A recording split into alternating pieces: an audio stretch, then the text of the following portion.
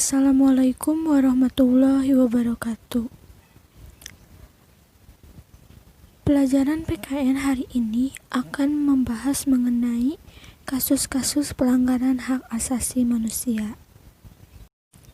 Seperti yang sudah kalian ketahui bahwa setiap manusia mempunyai hak asasinya masing-masing.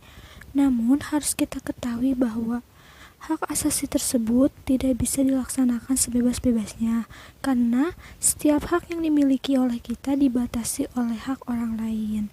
Untuk itu, kita harus menghargai dan menghormati setiap hak asasi manusia yang dimiliki oleh setiap orang.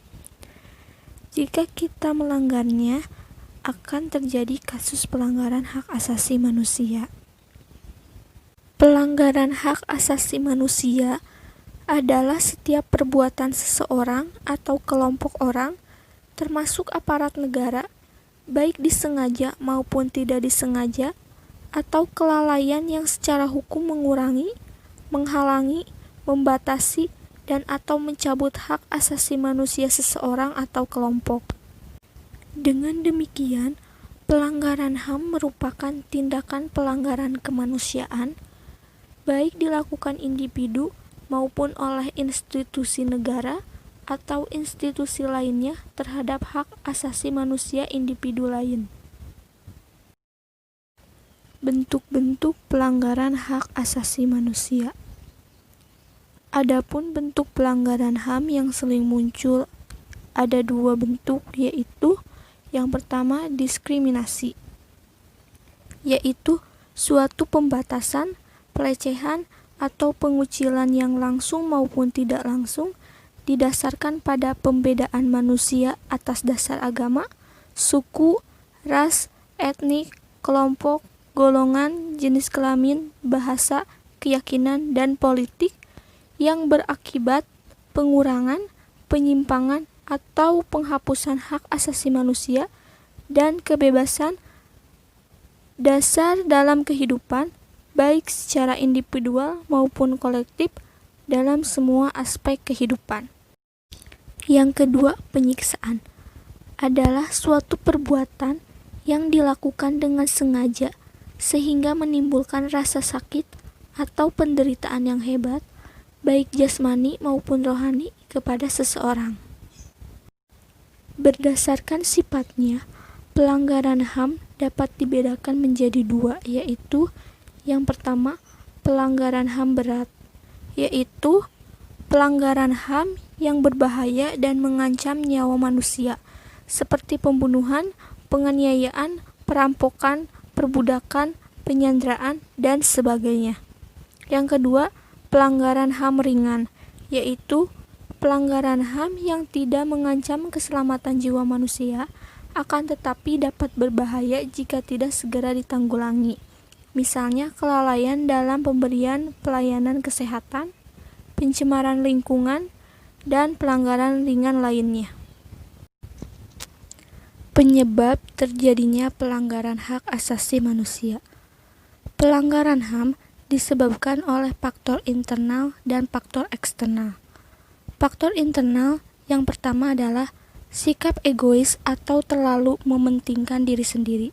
Sikap ini akan menyebabkan seseorang untuk selalu menuntut haknya, sementara kewajibannya sering diabaikan. Seseorang yang mempunyai sikap seperti ini akan menghalalkan segala cara supaya haknya bisa terpenuhi, meskipun caranya tersebut dapat melanggar hak orang lain. Yang kedua, rendahnya kesadaran HAM. Hal ini akan menyebabkan pelaku pelanggaran HAM berbuat seenaknya. Pelaku tidak mau tahu bahwa orang lain pun mempunyai hak asasi yang harus dihormati. Sikap tidak mau tahu ini berakibat muncul perilaku atau tindakan penyimpangan terhadap hak asasi manusia. Yang ketiga, sikap tidak toleran. Sikap ini akan menyebabkan munculnya saling tidak menghargai dan tidak menghormati atas kedudukan atau keberadaan orang lain. Sikap ini pada akhirnya akan mendorong orang untuk melakukan diskriminasi kepada orang lain. Faktor eksternal. Yang pertama, penyalahgunaan kekuasaan. Di dalam masyarakat, terdapat banyak kekuasaan yang berlaku. Kekuasaan di sini tidak hanya menunjuk pada kekuasaan pemerintah, tetapi juga bentuk-bentuk kekuasaan lain yang terdapat di dalam masyarakat. Salah satu contohnya adalah kekuasaan di dalam perusahaan. Para pengusaha yang tidak memperdulikan hak-hak buruhnya jelas melanggar hak asasi manusia. Oleh karena itu, setiap penyalahgunaan kekuasaan mendorong timbulnya pelanggaran hak asasi manusia. Yang kedua, ketidaktegasan aparat penegak hukum. Aparat penegak hukum yang tidak bertindak tegas terhadap setiap pelanggaran HAM tentu saja akan mendorong timbulnya pelanggaran HAM lainnya. Penyelesaian kasus pelanggaran yang tidak tuntas akan menjadi pemicu bagi munculnya kasus-kasus lain. Para pelaku tidak akan merasa jera dikarenakan mereka tidak menerima sanksi yang tegas atas perbuatannya itu. Yang ketiga, kesenjangan sosial dan ekonomi yang tinggi. Kesenjangan sosial dan ekonomi yang tinggi menggambarkan telah terjadinya ketidakseimbangan yang mencolok di dalam kehidupan masyarakat. Biasanya pemicunya adalah perbedaan tingkat kekayaan yang dimiliki. Orang kaya bisa berbuat apa saja dengan kekayaan yang dimilikinya. Bahkan melakukan tindakan yang bertentangan dengan aturan pun bisa saja dilakukan. Sementara orang miskin selalu menjadi pihak yang menderita. Apabila hal tersebut dibiarkan, maka akan menimbulkan terjadinya pelanggaran HAM. Misalnya, perbudakan, pelecehan, perampokan, bahkan bisa saja terjadi pembunuhan. Yang keempat, penyalahgunaan teknologi. Kemajuan teknologi dapat memberikan pengaruh positif, tetapi bisa juga memberikan pengaruh negatif, bahkan dapat memicu timbulnya kejahatan. Seperti contohnya kasus penculikan yang berawal dari pertemanan dalam jejaring sosial.